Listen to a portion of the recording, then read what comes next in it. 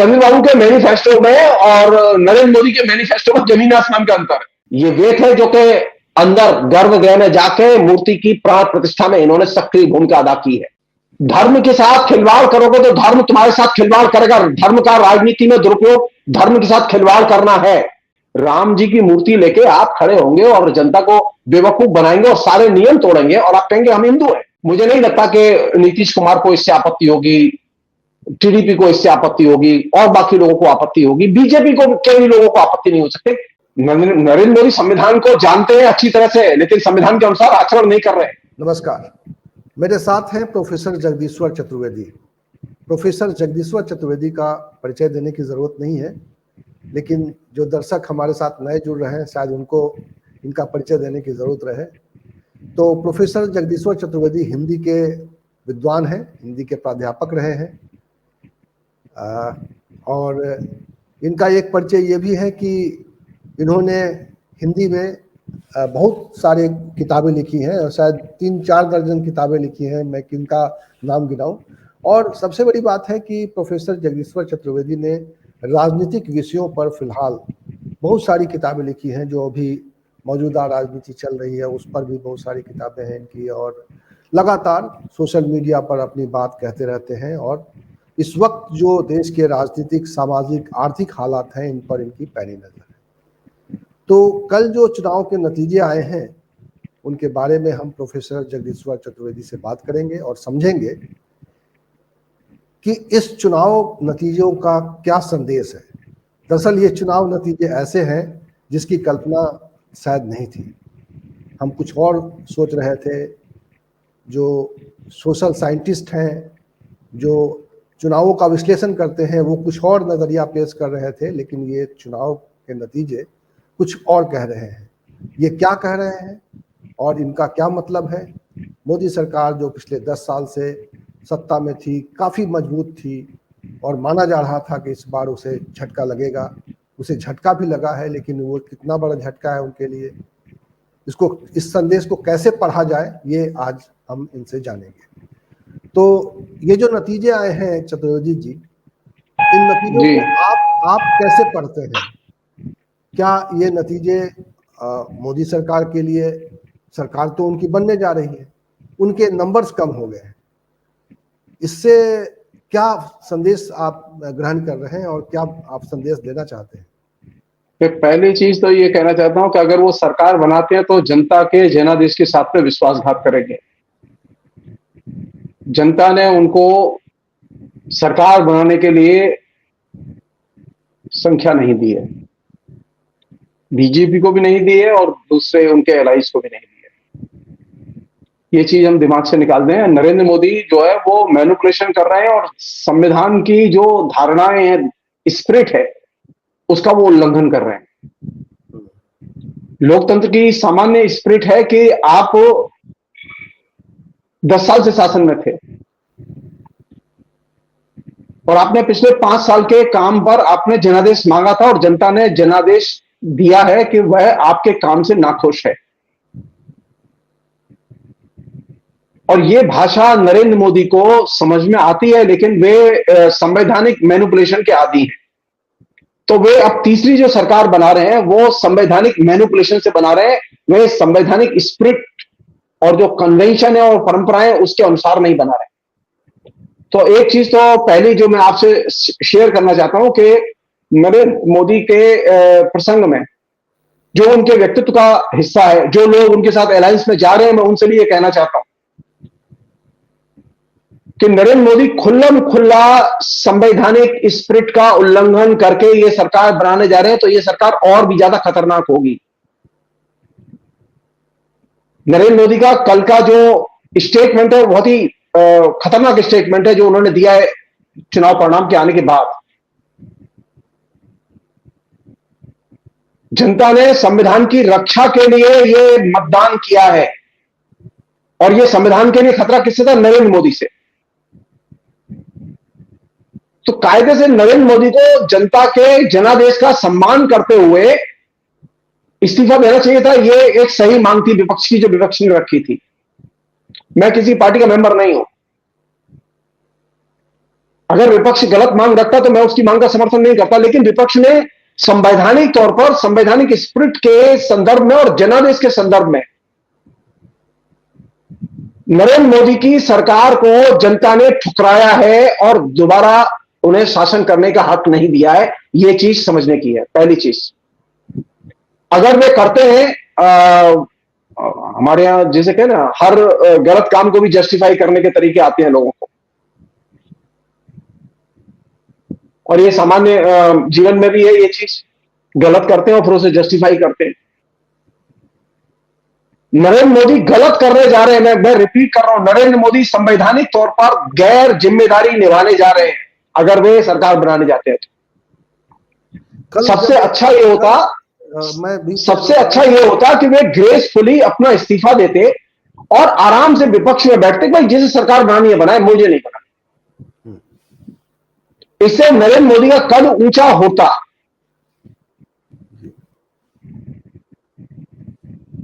नरेंद्र मोदी ने सारे वायदे किए, सारी गारंटी दी, जनता ने कोई गारंटी नहीं ली उनकी। जनता ने उनकी सारी गारंटी ठुकरा दी और जनता ने एक जो स्लोगन जो नरेंद्र मोदी ने पूरे इलेक्शन में डेवलप किया था, राम और राशन, राम के नाम पर इलेक्शन लड़ा था और राशन के नाम पर इलेक्शन लड़ा। जनता ने दोनों चीजों को ठुकराया है और जनता ने वोट दिया है रोजगार के लिए, आरक्षण के लिए और संविधान की रक्षा के लिए और धर्मनिरपेक्ष विचारों और मूल्यों की रक्षा के लिए। कौन सी चीज हारी है इसमें? नरेंद्र मोदी नहीं हारे, खाली धार्मिक फंडामेंटलिज्म हारा है और वे ताकतें हारी है जो संविधान का दुरुपयोग करने के लिए हमेशा तत्पर रहती है और समाज में है, सत्ता में भी है। तो जनता ने तो संविधान की रक्षा के लिए वोट दिया है भाई, संविधान की हत्या के लिए वोट नहीं दिया है। अब नरेंद्र मोदी अगर ये करते हैं तो ये संविधान की हत्या की दिशा में उठाया गया कदम माना जाना चाहिए।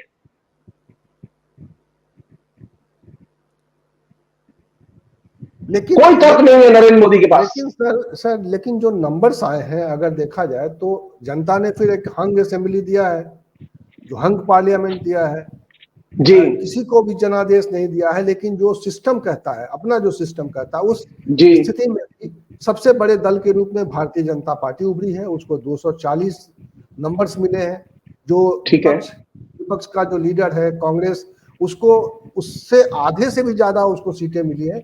ऐसी हालत में संविधान तो यही कहता है कि उसको आमंत्रित किया जाए और उसको इस संविधान की व्याख्या और संविधान के बारे में आचरण, दोनों चीजें बहुत महत्वपूर्ण है जी।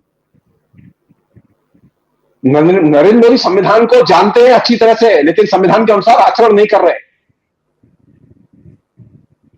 स्पिरिट यह होनी चाहिए कि मैं हारा हूं, मैं इस्तीफा दूंगा। नहीं, लेकिन राजनीति में इतनी नैतिकता बची कहां है? और नरेंद्र मोदी ये नैतिकता लौटेगी। जनता ने वोट दिया है नैतिकता के आधार पर। जिस जनता ने इंडिया अलायंस को वोट दिया है वो नैतिक आचरण और धर्मनिरपेक्ष आचरण के आधार पर वोट दिया है। मैं सारी जनता को, जैसे लोग कर रहे हैं ना, मैं सारी जनता को गड्ढे नहीं कर रहा हूं, मैं इस पर थोड़ा बाद में बोलूंगा मैं आपसे। मैं जो चीज कहना चाहता हूं वो ये कि राजनीतिक आचरण सबसे महत्वपूर्ण होता है। संविधान में क्या लिखा है महत्वपूर्ण नहीं है। नरेंद्र मोदी के राजनीतिक आचरण में सारे संविधान को पलीचा लगा दिया पिछले 10 साल में। अम्बेडकर कहते थे इस बात को, महत्वपूर्ण यह नहीं है कि संविधान कैसा है, महत्वपूर्ण यह है कि संविधान को लागू करने वाले लोग कैसे हैं। नरेंद्र मोदी का 10 साल में टेस्ट हो चुका है कि नरेंद्र मोदी एकदम निरंकुश ढंग से शासन करते हैं, जनता के अधिकारों पर हमले करके शासन करते हैं, और यह चीज से नाराज होकर ही जनता ने उनकी सीटें काटी। ये जो चीज है, ये चीज आचरण की है, आचरण का टेस्ट, उसमें नरेंद्र मोदी फेल हुए हैं। लेकिन जनता ने उनका जो नंबर्स है कम करते हुए ये शायद एक संदेश ये दिया है कि अब आपको गठबंधन के साथ रहना पड़ेगा, गठबंधन की बात माननी पड़ेगी। आपके जो सहयोगी मैं गठबंधन पर, मैं कह रहा हूं गठबंधन पर बात करूंगा। मैं बस पहली बुनियादी समस्या है कि नरेंद्र मोदी के इस कदम को कैसे परिभाषित किया जाए, जो सवाल आपने उठाया था। जी। नरेंद्र मोदी का सरकार बनाना राजनीतिक तौर पर अलोकतांत्रिक कदम है। नरेंद्र मोदी ने संविधान की किसी भी मर्यादा का पालन नहीं किया अपने पूरे 10 साल के शासन में। जानते हैं, किसी भी चीज की गारंटी नहीं है। मैं आपसे बात कर रहा हूं, कोई गारंटी नहीं है कि मेरे घर में पुलिस ना आए और मुझे उठा के न ले जाए, और ये नहीं कहे कि मैं चीन का एजेंट हूं। जी। आपको उठा ले कि आपको चीन से पैसे मिलते हैं, इसलिए आप नरेंद्र मोदी के खिलाफ कैंपेन कर रहे हैं। जिस व्यक्ति ने खुल्लम खुल्ला निर्दोष लोगों को जेल में डाला हो, और 1 2 नहीं 15,000 लोग जेल में डाले गए यूएपीए में, ये साधारण बात नहीं है। जनता के जनादेश को एकदम लिक्विड करके, पतला करके नहीं देखना चाहिए। उसके अंदर जो सॉलिड वैल्यूज है, उस मैसेज को समझने की जरूरत है। यहां जनतांत्रिक अधिकारों पर भयानक हमले हुए नरेंद्र मोदी के हाथों, नरेंद्र मोदी की देखरेख में हुए। सैकड़ों लोग आज भी दिल्ली के दंगों के नाम पर बंद पड़े हुए हैं। 176 लोग रिहा हुए जिनके ऊपर आरोप सिद्ध नहीं हुए। उनमें अनेक यूएपीए के पीड़ित लोग भी हैं। क्यों मैं कह रहा हूं ये बात? नरेंद्र मोदी का आचरण संविधान के अनुसार नहीं है। नरेंद्र मोदी संविधान की रक्षा करके अगर काम करते और उनको वोट कम मिलता या सीट कम होती, फिर वे प्रयत्न करते, I can understand. Narendra Modi ने खुल्लम खुल्ला संविधान का दुरुपयोग किया है। वो किस मुंह से ये चंद्रबाबू नायडू से मदद मांगेंगे? किस मुंह से? सब लोग जानते हैं चंद्रबाबू नायडू को अलायंस होने के पहले गिरफ्तार करके बंद किया गया, और जब उन्होंने एश्योर कर दिया कि मैं अलायंस करूंगा, तभी उनकी जमानत हुई और वो बाहर आए। अब तो बाजी उनके हाथ में है, वो चाहे तो पीछे हट सकते हैं। जी जी, अब बाजी अभी उनके हाथ में नहीं, बाजी जनता के हाथ में है। जनता प्रेशराइज करेगी। मैं नेताओं के कर्मों के बारे में कम, और जनता के दबाव के बारे में, क्योंकि लोकतंत्र में जनता का दबाव बहुत महत्वपूर्ण होता है। बिल्कुल। आप याद कीजिए, मैं बस याद दिलाना चाहता हूं आपके जरिए, आपके जो श्रोता हैं, ये चंद्रबाबू नायडू ही थे जिन्होंने 2002 के गुजरात के दंगों के तत्काल बाद सबसे पहला व्यक्ति था जिसने कि नरेंद्र मोदी से इस्तीफा मांगा था और कहा था नरेंद्र मोदी इस्तीफा दें, अलग हो। और जो दंगे में लोग मारे गए उनके पुनर्वास के लिए, उनकी सुरक्षा के लिए काम करें। कैसे भूल सकते हैं इस बात को लोग? कैसे भूल सकते हैं? नरेंद्र मोदी ने इसी चुनाव में सारे अपने एलआई को यह कहा था कि तुम मैनिफेस्टो नहीं निकालोगे अपना, और लोगों ने नहीं निकाले। लेकिन चंद्रबाबू नायडू ने कहा नहीं, हम अपना मैनिफेस्टो निकालेंगे। यह हो ही नहीं सकता कि हमारा मैनिफेस्टो निकले। चंद्रबाबू के मैनिफेस्टो में और नरेंद्र मोदी के मैनिफेस्टो में जमीन आसमान का अंतर है। अब सवाल क्या है? सवाल यह है कि चंद्रबाबू नायडू सही दिशा में आचरण करें। इसके लिए उन्हें समझाया जाना चाहिए, बताया जाना चाहिए। नहीं हो तो फिर जनता है, जनता दबाव की पॉलिटिक्स करेगी और होगी। मैं ये बात, मैं पूर्ण विश्वास है मुझे। कारण क्या है? एक बड़ी चीज बता रहा हूं मैं आपको। ये जो चुनाव है, मैंने पिछली बातचीत में आपसे एक बात कही थी, इस चुनाव में किसान मोर्चे पर है। बिल्कुल। और जब मैंने आपसे बात कही थी तो उस समय परिणाम मेरे हाथ में नहीं थे। आज मेरे हाथ में परिणाम है, और परिणाम वे हैं जो कि मेरी बात को पुष्ट करते हैं। इस बार का चुनाव एक ही मैसेज देता है, किसान मैदान में आ चुका है। किसानों के वोट, खेत मजदूरों के वोट संसद तक पहुंच चुके हैं। अगर उनके वोट के साथ में किसी भी किस्म का विश्वासघात कोई भी करेगा, आप तय मानिए सड़कें भरी होंगी। आप वेट कीजिए, नरेंद्र मोदी को गवर्नमेंट बना लेने दीजिए। 1 महीना नहीं जाएगा, दिल्ली, हरियाणा, पंजाब, राजस्थान, उत्तर प्रदेश सब जाम पड़े मिलेंगे आपको। हो सकता है कि मेरे 1 महीने की बजाय 1 2 महीना हो जाए, लेकिन ये होना है। जी। ये होना है। कारण क्या है? जिसने वोट दिया है उसने एक पॉजिटिव डेवलपमेंट के एजेंडे पर वोट दिया है। वो उस एजेंडे को फलीभूत होते देखना चाहता है। उसने नरेंद्र मोदी की बोगस गारंटियों के लिए वोट नहीं दिया। नरेंद्र मोदी के धार्मिक फंडामेंटलिज्म की पराजय हुई है इस बार के चुनाव में। ये सिर्फ बीजेपी की सीटें कम नहीं हुई, आप इसे कम करके मत देखिए।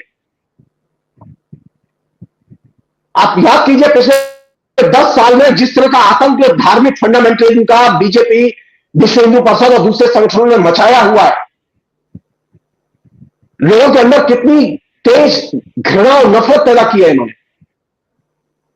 उसका प्रत्युत्तर दिया है कि धार्मिक फंडामेंटलिज्म सीधे इलेक्शन में हारा है। अगर मुझसे पूछे तो एक सबसे बड़ा मैसेज है ये। आपके इस तमाम चैनल्स और तमाम यूट्यूबर्स इस पर बात नहीं कर रहे। कारण क्या है कि सबको धर्म की मलाई खानी होती है। मुझे धर्म की मलाई नहीं खानी। मेरे पास मंदिर है, मैं मंदिर में बैठता हूं, मैं धर्म को मानता हूं, मैं धार्मिक आदमी हूं, लेकिन मैं जानता हूं कि धर्म का सबसे ज्यादा भीषण दुरुपयोग इस बार के चुनाव में हुआ, कभी किसी चुनाव में नहीं हुआ। किसी भी शासक ने धार्मिक फंडामेंटलिज्म, हेट कैंपेन के लिए इसने स्पॉन्सर्स, कैंपेनर पैदा नहीं किए जितने के अकेले बीजेपी ने और नरेंद्र मोदी ने पैदा किए।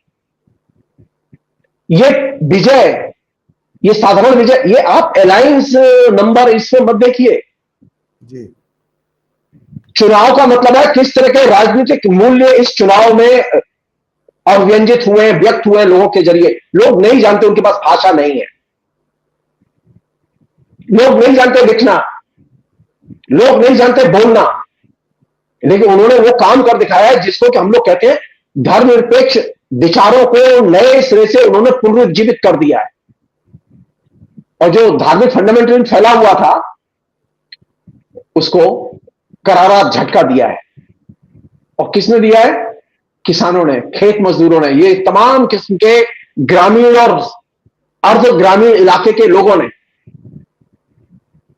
इसे हम बहुत हल्के से ले रहे हैं कि अरे साहब चुनाव हो गए, कोई दिक्कत नहीं है, ये सरकार आएगी। अरे नहीं, ये दिक्कत है इसमें, क्योंकि पहली बार किसान एकजुट होकर पॉलिटिकली बहुत एग्रेसिव उसने भूमिका अदा की है। किसी ने पैसा खर्च नहीं किया, वो अपनी गांठ से खर्च करके गया इलेक्शन में, उसने अपनी गांठ से खर्च करके डेमोक्रेसी बचाई है। इसे इसे इसे जो है गंभीरता से नरेंद्र मोदी भी ले और चंद्रबाबू नायडू भी ले और नीतीश कुमार भी ले, लेकिन इंडिया गठबंधन के लोग जो जनादेश है सर, जो जनादेश है, इस जनादेश को स्पष्ट जनादेश भी नहीं मानेंगे। जो हम जिस तरीके से हम चुनावों को देखते हैं, अगर देखा जाए तो ये हंग असेंबली है, हंग पार्लियामेंट है, एक ऐसा जनादेश है जो कंफ्यूज है।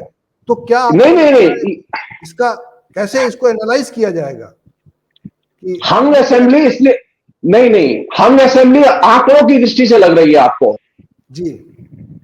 मैं राजनीतिक मूल्यों की दृष्टि कि जनता का आंकड़ों मैं दूसरी चीज देख रहा हूं।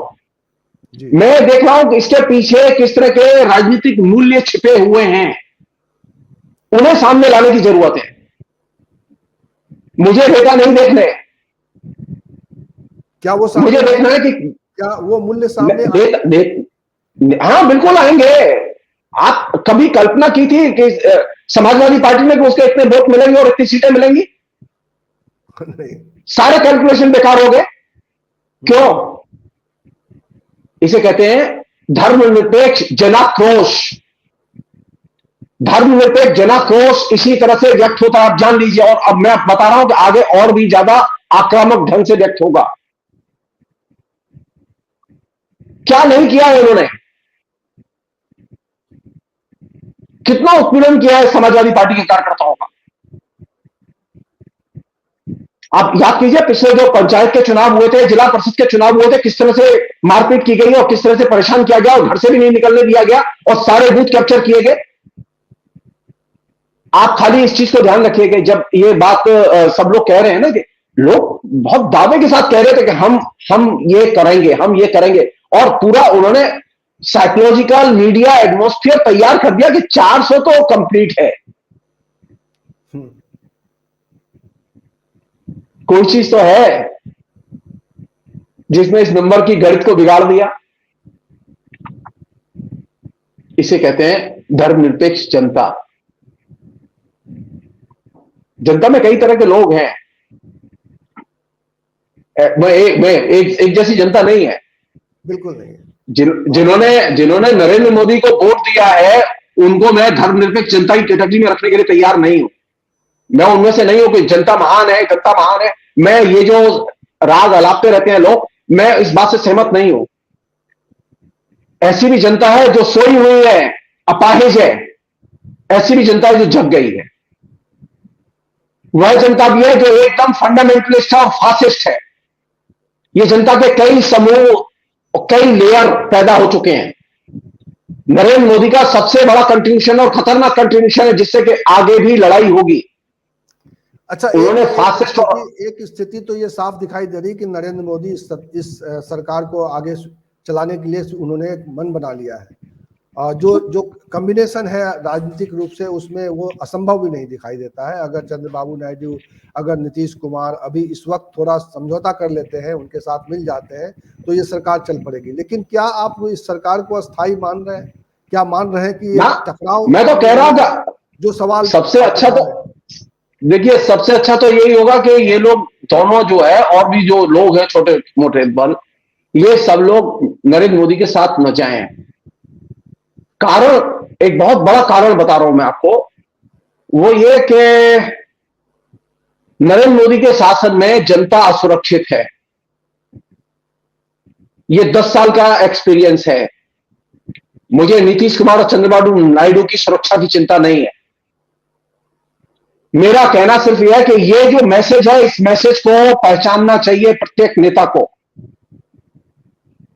अगर जनता को सुरक्षा देना चाहते हो और लोकतंत्र को सुरक्षा देना चाहते हो, तो नरेंद्र मोदी के साथ मत जाओ। ममता बनर्जी ने इस मामले में एकमात्र सही स्टेटमेंट दिया है। मैं सारे लोगों के स्टेटमेंट पढ़ता रहता हूं, देखता हूं कि कौन क्या बोल रहा है, तो उसमें मुझे ममता बनर्जी का स्टेटमेंट ज्यादा व्यावहारिक और ज्यादा सही, उसने सही कहा है कि सबसे ज्यादा असुरक्षित जनता है और लोकतंत्र है। इसे बचाना है, और इसको बचाने की जिम्मेदारी इन सबकी, हमारी भी है। काहे के भी संविधान बचाने के लिए लगता है कि सहयोगी दल जनता की इस आवाज को सुन पा रहे हैं? अभी नहीं सुन पाएंगे तो जनता तो देगी जवाब, जनता तो प्रेशराइज करेगी। मैं जनता की भूमिका को और जनता में परिवर्तन को मैं अस्वीकार नहीं करता कि जनता में परिवर्तन होगा। पहले लोग कह रहे थे, मैं ये कह रहा था कि भाई आज फिलहाल नशे में है लोग, लेकिन ये नशा तो टूटा एक वर्ग में। अभी भी 25 करोड़ के करीब लोग हैं, 20 करोड़ के करीब लोग हैं, जिसे हम लोग मिडिल क्लास कहते हैं, वो अभी भी मोदी के नशे में है और वो इंतजार कर रहे हैं मोदी आ जाए।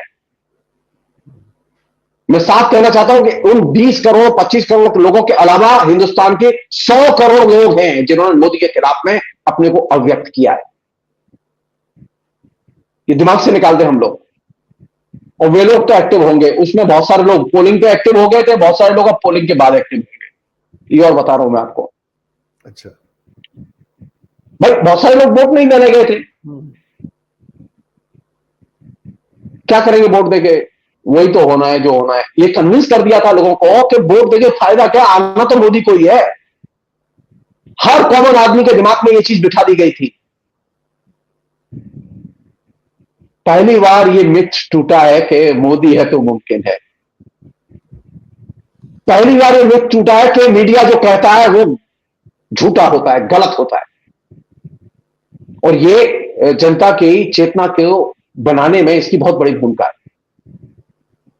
अच्छा, क्या हम और आप क्या ऐसा नहीं हो सकता कि ये जो जनादेश है, इसके बाद भारतीय जनता पार्टी और नरेंद्र मोदी को एक झटका लगा है?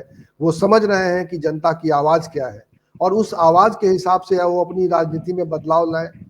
क्या ये दबाव, जनता का ये दबाव काम नहीं करेगा?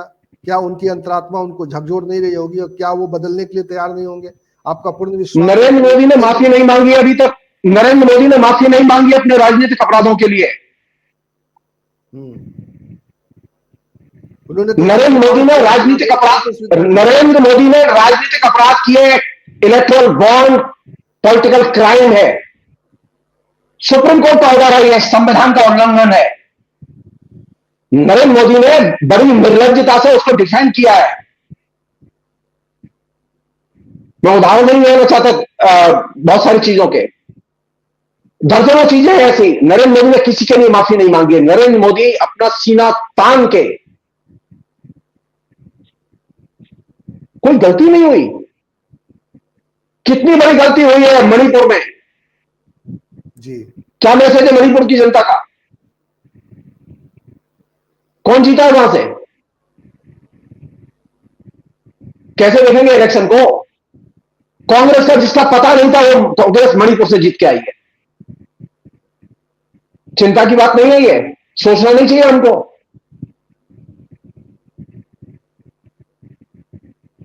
जो कांग्रेस गुजरात में घुस नहीं पा रही थी, जीत नहीं पा रही थी, वहां से एक आदमी निकल के आया उसका।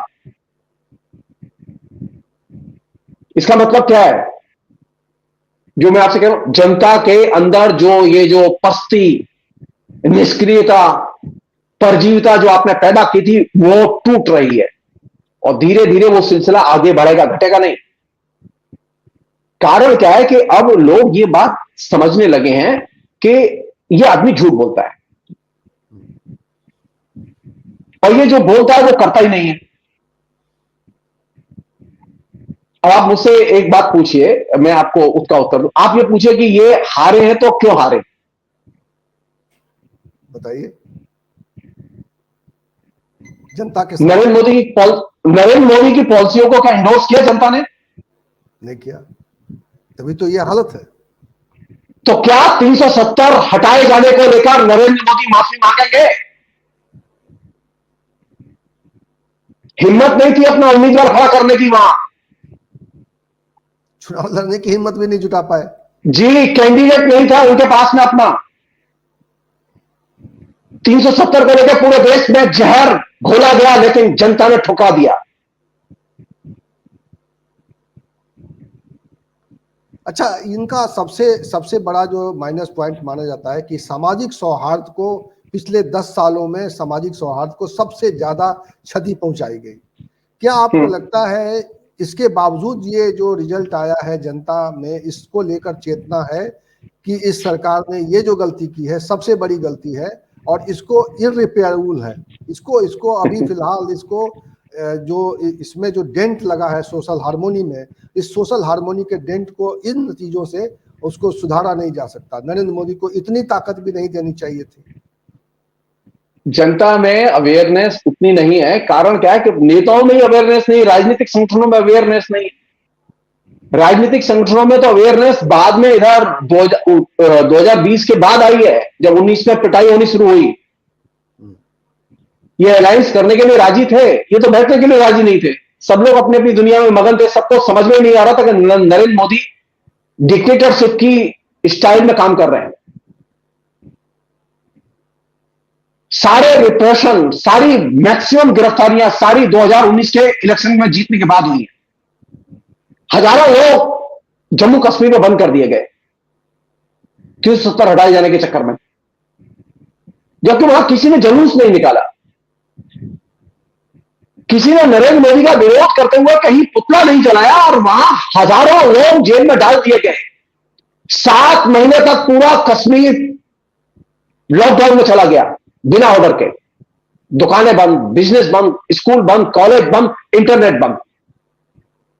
सोच सकते हैं आप उन जुर्म की इंतहा क्या होती है? नरेंद्र मोदी ने माफी नहीं मांगी अपने अपराधों के लिए।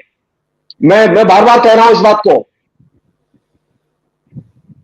अगर नरेंद्र मोदी सामान्य तौर पर सभ्य और शिक्षित होते तो वो यही कहते कि नहीं, जो मैंने नीतियां लागू की थी उनको जनता ने स्वीकार नहीं किया, मैं इनको वापस लूंगा, मुझे एक चांस दीजिए। आप तय मानिए जनता हो सकती थी, चुनाव के बाद तो नहीं। चुनाव नहीं चुनाव के अब परिणाम आने के बाद पता चलेगा ना कि आप दिशा सही थी या गलत थी। अब तक तो आप नशे में थे, जनता में गए नहीं थे। जनता में जब गए तो पता चला कि जनता तो आपके साथ नहीं है। अगर जैसा कि आप कह रहे हैं ना कि वो सरकार बनाना चाहते हैं, नंबर थोड़े से कम है, इसकी उसकी मदद ले लेंगे, तो सवाल यह कि अपने अब तक के कामों पर उन्होंने कोई पुनरावलोकन किया, कोई आत्मालोचना की? वो ध्यान करने गए थे ना, काहे के लिए ध्यान करने गए थे? कोई आत्मज्ञान नहीं हुआ उनको? परिणाम के बाद भी आत्मज्ञान नहीं हुआ? चुनाव परिणाम आने के बाद में तो कम से कम ध्यान लगा के सोचना चाहिए था क्यों हार गया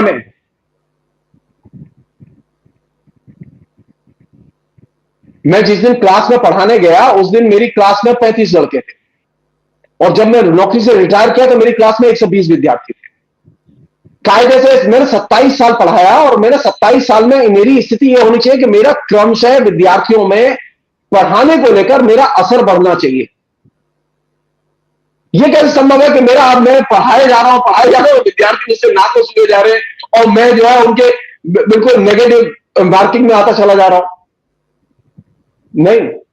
अगर मेरी परफॉर्मेंस अच्छी है, आप मेरे पढ़ाए हुए किसी विद्यार्थी से पूछ लीजिए, मैंने 27 साल पढ़ाया, सैकड़ों हजारों विद्यार्थी पढ़ाए मैंने। क्या आप ये मानकर चल रहे हैं कि अब ये सरकार नरेंद्र मोदी के नेतृत्व में नहीं चल सकती है?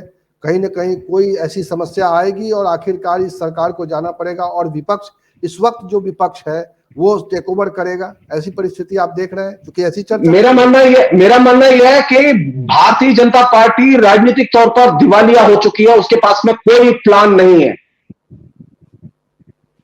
ठीक है कि नरेंद्र मोदी खराब आदमी है, हो सकता है कि उसकी जगह कोई दूसरा ले आए, वो शिवराज सिंह चौहान को ले आए, जैसा कि अखबार वाले कह रहे हैं कि आरएसएस एक दूसरे पिच पर काम कर रहा है, कि भाई शिवराज सिंह चौहान के लिए वो बहुत मिलनसार है वगैरह वगैरह करके काम कर रहा है, जीत के भी आ गया है, नरेंद्र मोदी से भी अच्छा आदमी है वगैरह वगैरह।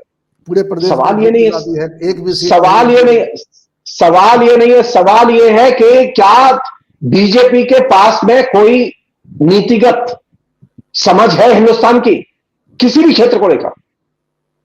10 साल के एक छत्र शासन में नरेंद्र मोदी ने कोई भी नीति, बीजेपी ने कोई भी नीति हिंदुस्तान को ऐसी नहीं दी जिस पर कि ये कहें कि ये शानदार नीति थी। एक नीति बताए दें। यहां तक कि अभी तक उन्होंने ये नहीं बताया कि वे हिंदुस्तान की इकोनॉमी को कैसे चंगा करेंगे।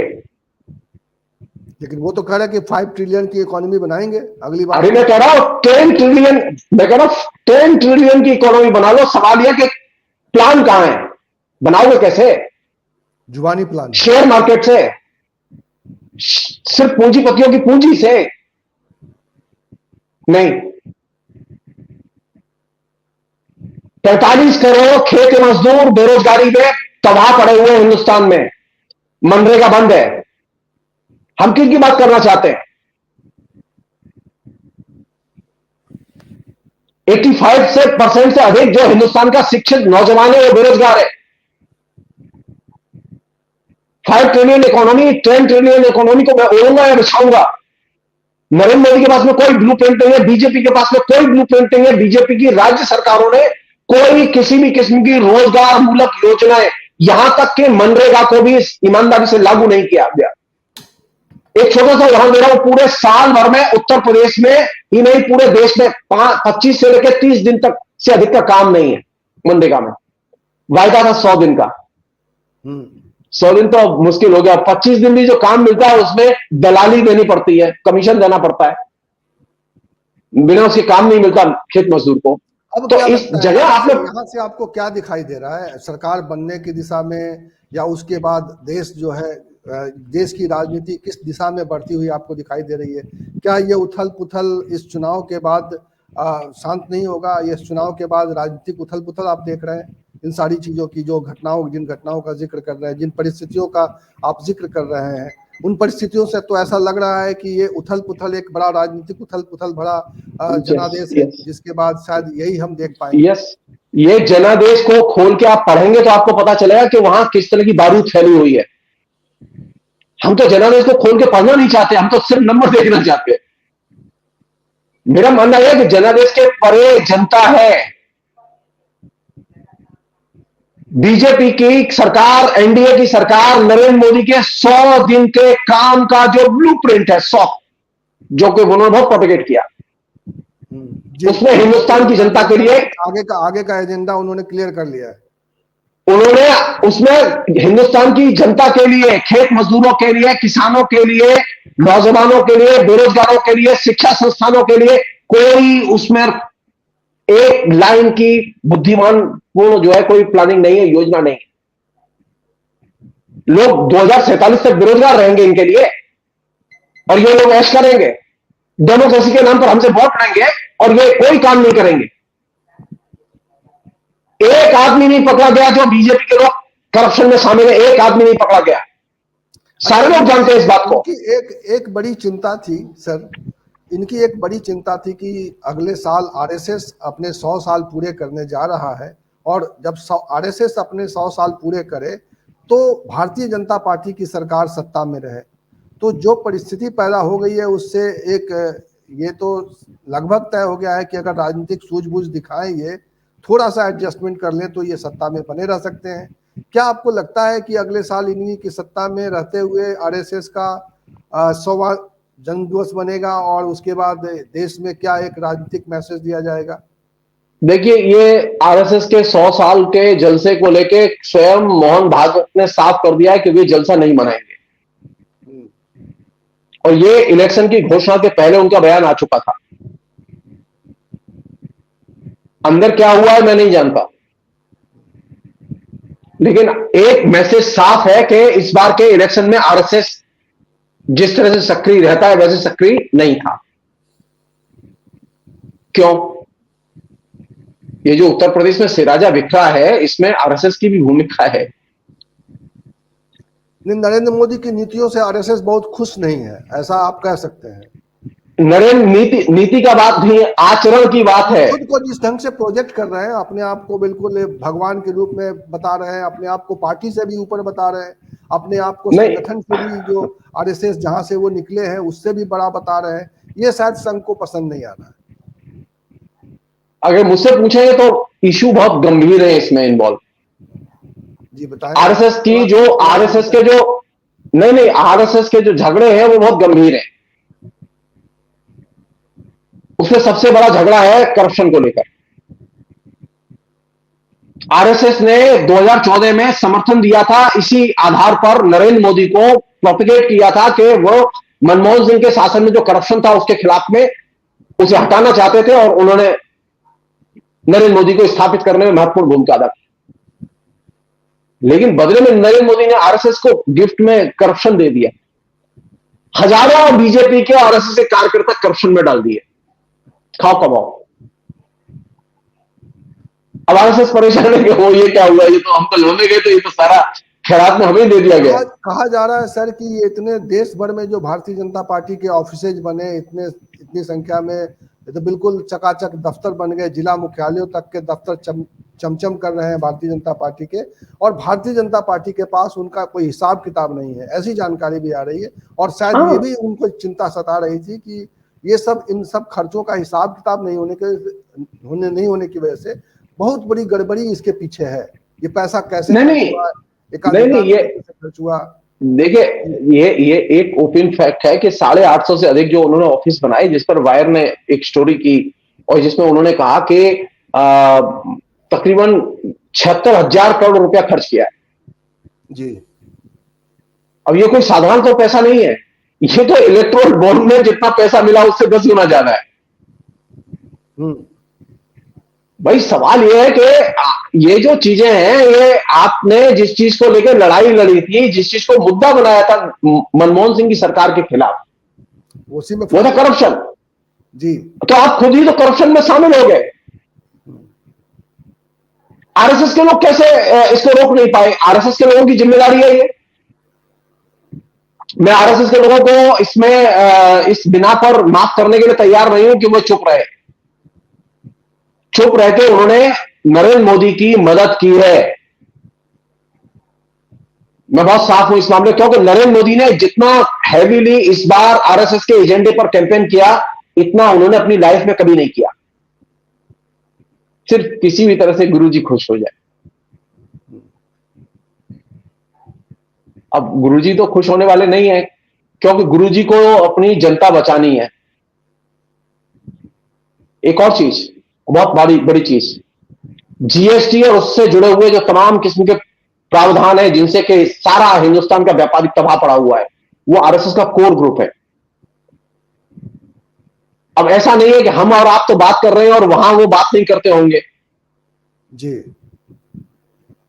तो आपने तो जीएसटी के नाम पर लोगों से वो जो उन्होंने वो राहुल ने एक नाम दिया था ना जीएसटी को, वो वसूली क्या, Gabbar Gabbar Singh Singh, tax, Gabbar Singh tax. Gabbar Singh tax.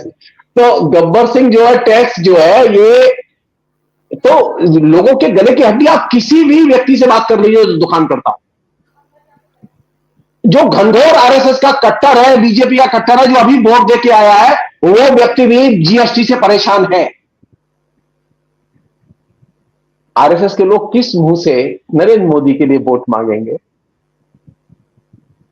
वही तो क्राउड है ना जो सबसे ज्यादा परेशान है। तो उसमें आधे लोग वोट डालने गए, आधे लोग वोट डालने नहीं गए, आधे लोग इंतजार कर रहे हैं कि साला जाए। तो गुरुजी निकले नहीं डर में, क्योंकि उनका तो जनाधार तो वही है, दुकानदार। सेकंड चीज, बहुत इंपॉर्टेंट चीज बता रहा हूं मैं आपको, जिसकी लोग चर्चा नहीं करते।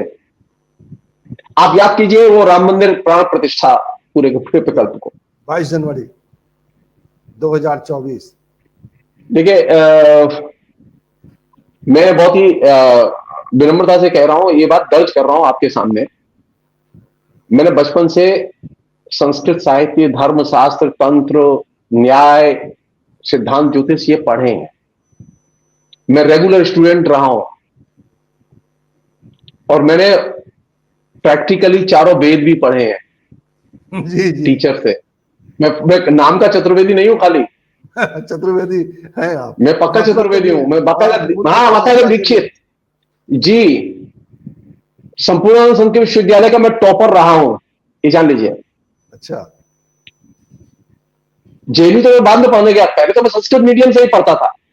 जी। मेरी जो अपनी जानकारी है, शास्त्रीय जानकारी, मैं मार्क्सवादी जानकारी के आधार पर नहीं बात कर रहा हूं। शास्त्रीय जानकारी है कि मंदिर की मूर्ति की प्राण प्रतिष्ठा में सपत्नीक ही बैठा जा सकता है।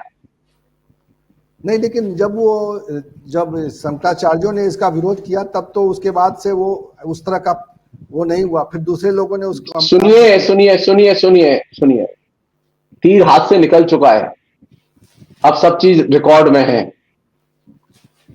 नरेंद्र मोदी के दबाव में मोहन भागवत भी गए और योगी भी गए, जी। नरेंद्र मोदी भी गए, और तीनों बिना पत्नी के गए। हाँ, अंदर में बैठे थे बिल्कुल। बैठे नहीं थे, नहीं, प्राण प्रतिष्ठा कराई है इन्होंने, प्राण प्रतिष्ठा कराई है।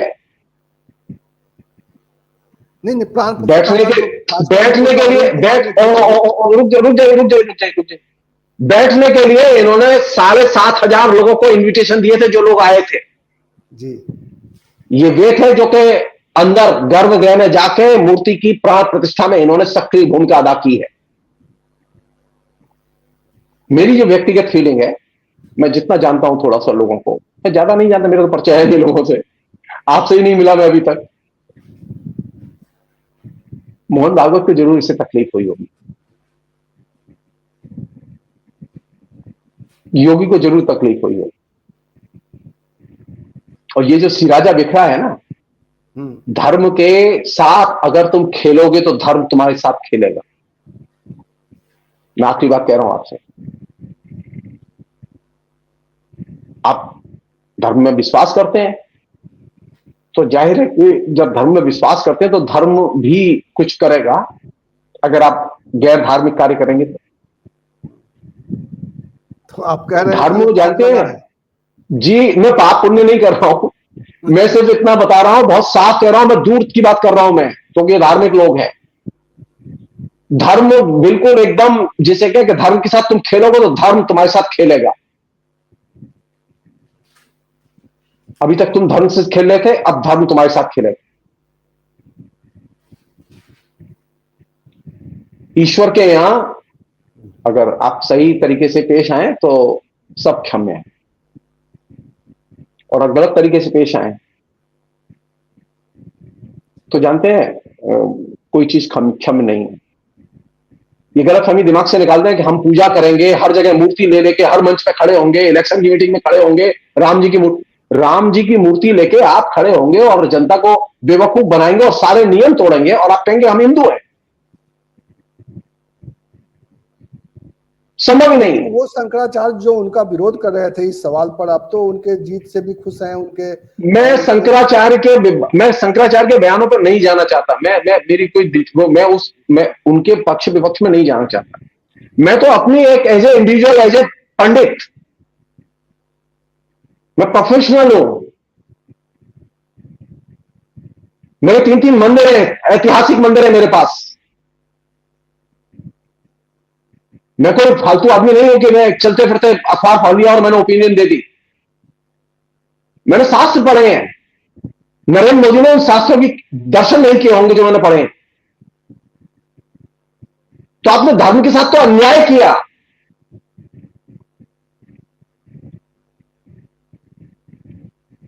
आपने कानून के साथ भी अन्याय किया। आपने लोकतंत्र के साथ भी न्याय नहीं किया। कानून के साथ अन्याय इस रूप में किया कि पहले से एक ऑलरेडी जन्म स्थान को लेकर कमेटी थी, आपने उसको काम नहीं करने दिया। आपने उसकी जगह दूसरी कमेटी बनाई। वो चंपक जी ये जो आए हैं ना, जो इंचार्ज बनाए उन्होंने, जिसका कि शंकराचार्य ने सही उसका उल्लेख किया है अपने बयान में कि बनाना था तो हम लोगों को बनाना था, तो हम लोग तो थे कमेटी में।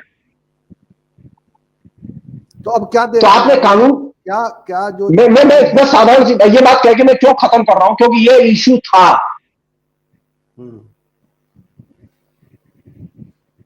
धर्म के साथ खिलवाड़ करोगे तो धर्म तुम्हारे साथ खिलवाड़ करेगा। धर्म का राजनीति में दुरुपयोग धर्म के साथ खिलवाड़ करना है। धर्म पलट के मार करता है। सिर्फ यही नहीं है कि धर्म जो है शांत रहता है, नहीं, धर्म पलट के हमला भी करता है। ये जो तमाम जो हिंदू जनता जो अभी रिवोल्ट कर रही है और वो समाजवादी पार्टी और राहुल गांधी के साथ जा रही है, क्यों जा रही है?